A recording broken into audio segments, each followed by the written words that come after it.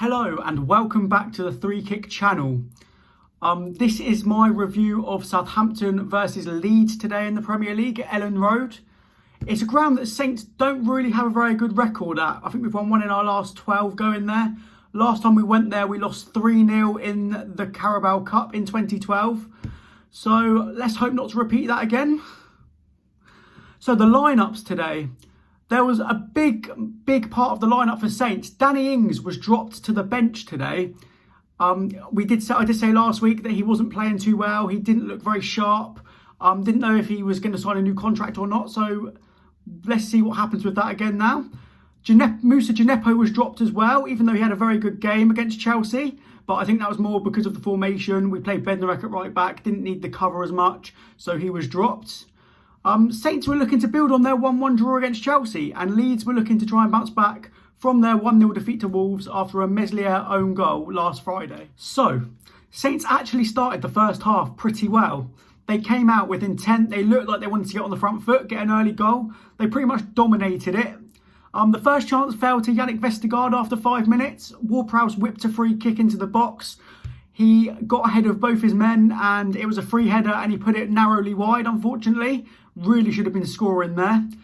The next chance came from Nathan Tella, who went round a couple of Leeds players in midfield. They looked like they were quite easy to get around.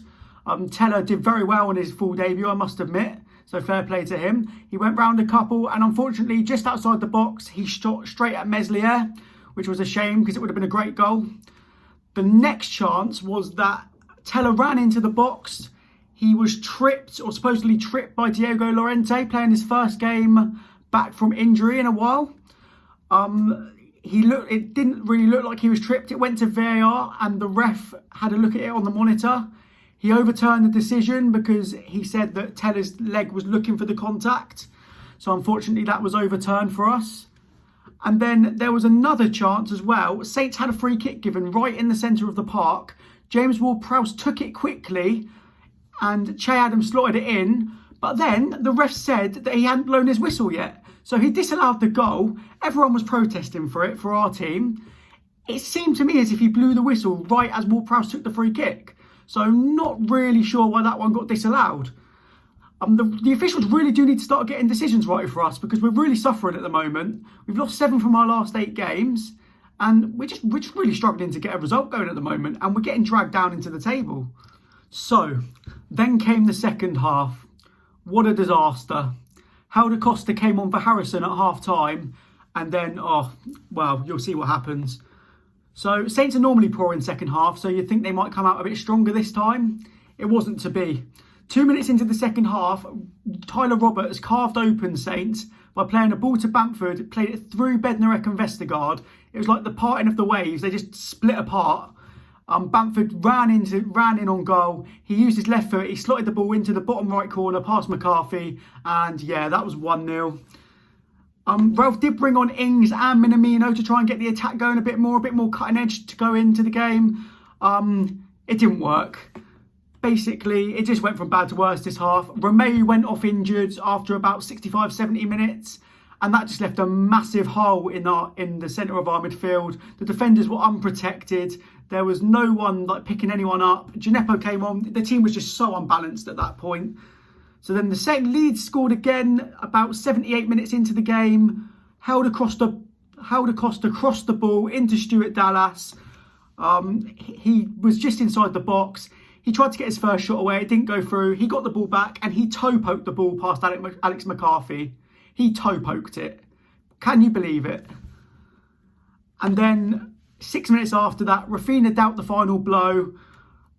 He put in a fantastic Ward-Prowse-esque free kick with his left foot. Put it not right in the corner. I think McCarthy probably should have done better with it. I think he'll be a bit disappointed. And it's just hit his hand and it's gone into the corner. So that was 3-0 and that was game over pretty much. And that was just brilliant. Some talking points from the game today.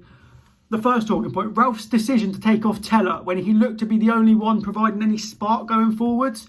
Him and Ward-Prowse actually worked quite well together in the first half. I thought he should have stayed on the pitch for a little bit longer, especially seeing as the Minamino sub didn't pay off. He never really got in the game. He didn't really do anything, unfortunately. I think he might be better playing through the middle in the future, Minamino. The next talking point, why we loaned out our only other right back, knowing that we had no one else to play there if Walker Peters got injured. Now, we've had two centre-backs already failed the right-back test. Jack Stevens failed it drastically against Newcastle, torn apart by Adamson Maximan. And now Jan Bednarak failed it today. But at least we've got someone else to play there, eh? Ings again, when he came on, his impact was very minimised. He didn't really get in the game. He didn't really do a lot. I feel like there's definitely something going on there. I feel like he may be off in the summer, and with each game, I'm more and more certain of it. But you never know. We can hope he signs a new contract, but it doesn't look likely at the moment. The Romeu injury, now that may cost us more in games to come because we've really got no one else to play midfield at the moment. It's just Ward-Prowse. He's our only fit natural centre-back. We do have Jankovic coming through the youth, so he could maybe play a few more games. But it's a big ask for a guy who got sent off a minute and a half into his debut. Let's just hope he does a bit better next time he plays because it's looking like he's going to need to step up. Another concern is the lack of goal scoring from open play. We literally have about 1 or 2 goals from open play in our last 12 games. It's not good enough. We can't create chances. We're just not managing to get anything going anywhere on the pitch. We're struggling to defend. We're struggling to go forward. It's not looking great for us at the moment. We just need to grind a result out somewhere and get a win on the board and just basically just get enough points to stay up this season and go again next season. Which brings me on to my final point. Are we in a relegation battle? Well, I feel like we keep saying every week, it's fine, we'll get a point from somewhere, we'll get a win against Sheffield, we'll get Sheffield United, we'll get a win against West Brom. We've literally just lost 3-2 to a Newcastle team who was so poor.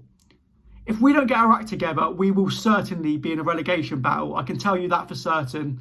I mean, as it is now, we're okay, but all it would take is for Fulham to beat Crystal Palace at the weekend, and then all of a sudden, if we lose a couple more games to Everton and Sheffield United, and they pick up just 1 more point, all of a sudden it's just 4 points, and we'll be in trouble. So, what does this mean for the Premier League table this week? Well, it means that Saints are still on the decline. Ever since they went top of the league, they've only fallen, and they are now down to 14th place after Crystal Palace's win yesterday. It's not looking great for them really, but hopefully they can get a couple more wins on the board and just see through the season and just try and go all out for the FA Cup really. As for Leeds, they go up into 10th on 35 points, only 5 points behind Everton in 7th, which would be a European spot. Could Marcelo Bielsa lead them to Europe in his first full Prem season? We'll see. Anyway, if you like this video, please like, follow and subscribe to this YouTube channel. There's pretty much videos every day after Manchester United, Tottenham and Saints games. Jack's Wolfsburger v Tottenham video will be out tomorrow. And then Ryan's Man U v Real Sociedad video will be out on Friday. So I hope if you want to know when they come out, just press the bell button. And thanks for watching.